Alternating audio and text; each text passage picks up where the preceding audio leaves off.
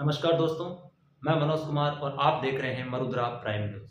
दोस्तों, आज हम बात करेंगे एक ऐसी न्यूज़ की जो लगभग सभी न्यूज़ चैनलों पर दिखाई जा रही है। जी हाँ, मैं बात कर रहा हूँ सलमान खान के मुंबई स्थित अपार्टमेंट गैलेक्सी पर हुए हमले की। जी हाँ, 14 अप्रैल की सुबह 4:50 पर 2 अज्ञात बाइक सवारों ने सलमान खान के गैलेक्सी अपार्टमेंट पर 5 राउंड गोलियां फायर की थी।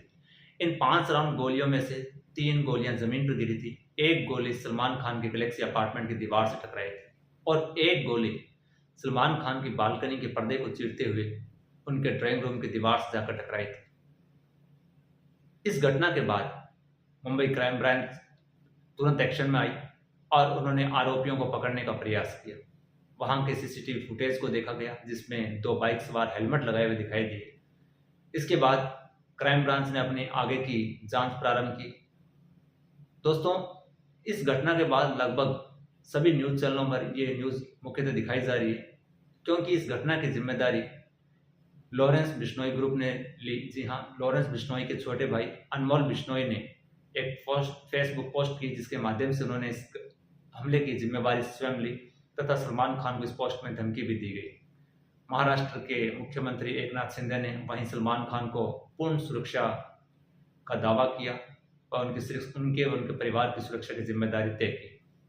दोस्तों, इस घटना के घटित होने के बाद दोनों आरोपी मुंबई से निकल चुके थे और मुंबई की क्राइम ब्रांच ने अपनी 12 टीमें गठित की, जिसमें से एक टीम, क्राइम ब्रांच की एक टीम, 9वीं टीम, जिसकी हेड या जिसकी लीडरशिप दया नाइक, जी हाँ, वरिष्ठ पुलिस निरीक्षक दया नाइक को दी गई थी, वह संभाल रहे थे।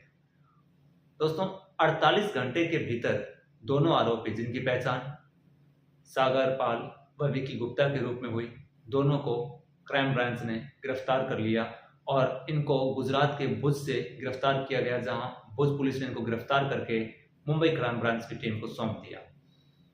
48 घंटे के भीतर किस प्रकार इन दोनों आरोपियों को गिरफ्तार किया गया, इसी पर हम बात करेंगे। बाकी सलमान खान के गैलेक्सी अपार्टमेंट में हुए हमले की ये न्यूज़ सभी न्यूज़ चैनलों पर दिखाई जा रही है।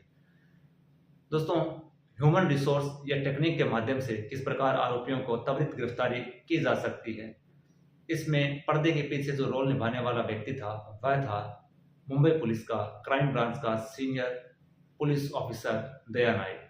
दया शब्द तो आपने पहले भी एक सुना होगा। जी हाँ, एक टीवी पर प्रोग्राम आता है सीआईडी में एक पात्र है जिसका नाम है दया। आपको बता दूं, सीआईडी में जो पात्र दया आपको दिखाया जाता है ये इसी दया नाइक से इंस्पायर्ड है। दोस्तों, मैं आपको बिल्कुल ही आसान शब्दों में समझाता हूं कि किस प्रकार इन दोनों आरोपियों को 48 घंटे के भीतर गिरफ्तार कर लिया गया। यह हमला सुबह 4:50 पर हुआ था। तो सबसे पहले क्राइम ब्रांच ने देखा कि 4:50 पर गैलेक्सी अपार्टमेंट की उस रोड पर बहुत कम आवाजाही रहती है और वहां पर कौन कौन से मोबाइल नंबर ऑन है।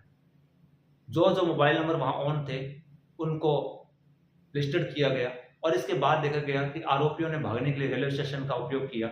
जैसे सीसीटीवी फुटेज उनको मिली, देखा गया कि जो नंबर उनके अपार्टमेंट के नियर ऑन थे वह नंबर क्या रेलवे स्टेशन के पास ऑन होते हैं। तो जो 2 नंबर गैलेक्सी अपार्टमेंट के पास ऑन थे उस समय, वही 2 नंबर उनको स्टेशन के पास ऑन मिले।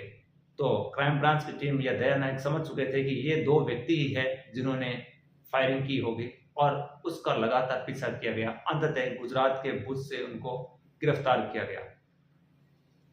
दोस्तों, इस घटना में इन दोनों आरोपियों को गिरफ्तार करने के पीछे क्राइम ब्रांच के 9वीं टीम के ऑफिसर और लीडर दया नाइक की अहम भूमिका रही। दया नाइक का नाम न केवल आज से है बल्कि आज से पहले भी दया नाइक काफी चर्चाओं में रह चुके हैं। मैं बात करूंगा दया नाइक के बारे में क्योंकि इस न्यूज के माध्यम से हम कुछ चीजों को और भी जानेंगे, कुछ कानून भी जानेंगे। दया नाइक 1995 में बॉम्बे पुलिस के अंदर ज्वाइन होते हैं। जी हाँ, पहले मुंबई का नाम बॉम्बे था, तो इन्होंने बॉम्बे पुलिस 1995 में ज्वाइन की थी उप निरीक्षक पद से। उसके बाद इन्होंने मुंबई के अंदर उस समय अंडरवर्ल्ड का काफी असर था, तो इन्होंने छोटा शकील के 2 गुर्गों को एनकाउंटर में मारा था। एक बार तो ये इन्होंने सोचा कि क्या पता डिपार्टमेंट इन पर क्या कार्रवाई करेगा, लेकिन उसके बाद डिपार्टमेंट ने इन दोनों गुर्गों को मारने की इनको शाबाशी दी, इनको प्रोत्साहन मिला और उसके बाद शुरू होता है दया नायक का एनकाउंटर पर एनकाउंटर का काम। जी हाँ, मुंबई में अंडरवर्ल्ड में इन्होंने अपनी धाक ऐसी जमाई कि किसी भी अपराधी को बख्शते नहीं थे। इनके नाम लगभग 80 एनकाउंटर दर्ज है, वहीं 200 से अधिक अपराधियों को ये आज तक गिरफ्तार कर चुके हैं। लेकिन इनको अपने इसी जर्नी के अंदर कई बार विवादों का सामना भी करना पड़ा। इन पर कुछ आरोप लगे कि छोटा सा के लिए काम करते हैं। इन पर एक पत्रकार ने एक याचिका भी लगाई थी और ये कहा था कि ये संगठित अपराध में शामिल है। उसके बाद एसीबी ने इन पर आय से अधिक संपत्ति का मामला भी दर्ज किया और इन्हें 6.5 साल के लिए निलंबित भी कर दिया गया था। इन पर एक कानून मकोका लगाया गया था। जी हाँ, Maharashtra control of organised crime act 1999, ये कानून 1999 में बनाया गया था। ये कानून संगठित अपराध को रोकने के लिए, जो अंडरवर्ल्ड में धमका करके, डरा करके, वसूली के जरिए बड़े नेताओं से, बड़े लोगों से वसूली का काम किया जाता था, संगठित अपराध को रोकने के लिए ये कानून 1999 में बनाया गया था, जिसे मकोका या Maharashtra control of organised crime इसको नाम दिया गया। इस कानून के अंदर भी इस कानून के अंतर्गत इन पर केस चला।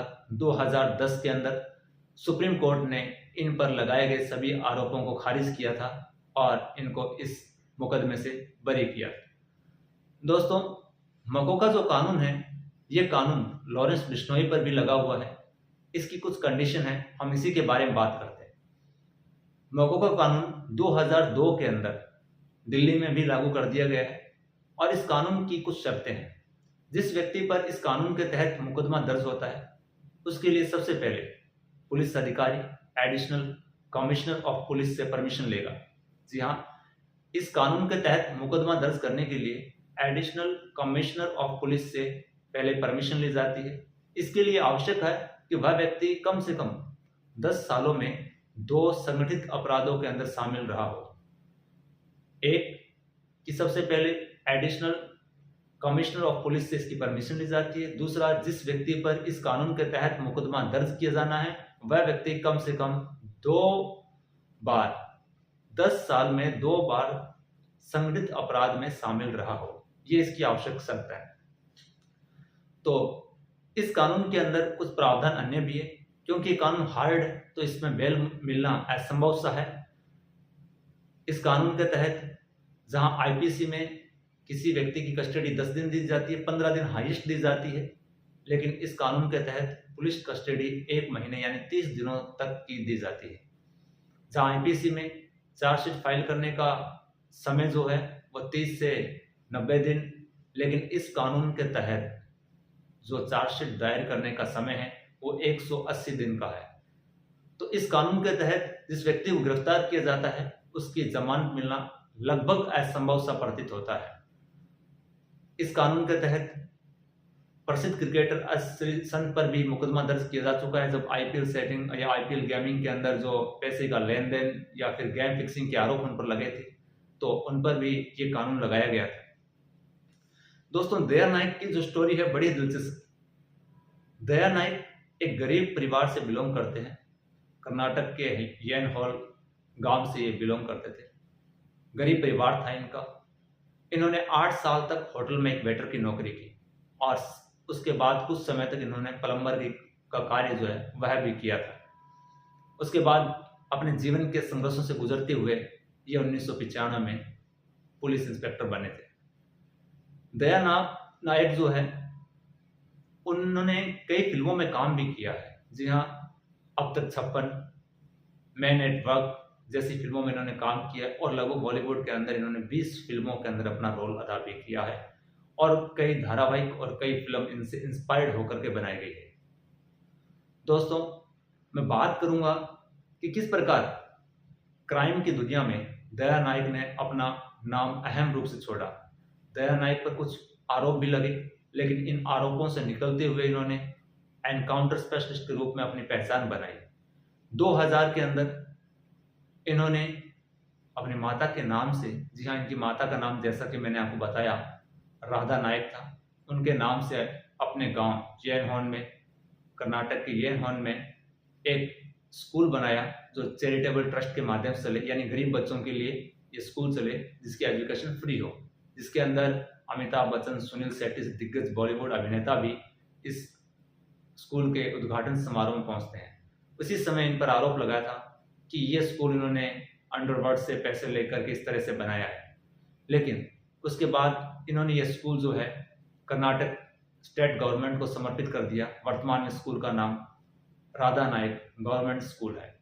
तो दया नायक जहां अपराधियों के लिए एक खौफ का नाम है, वहीं पर ये बहुत सारे सामाजिक कार्यों में बढ़ चढ़कर हिस्सा भी लेते हैं।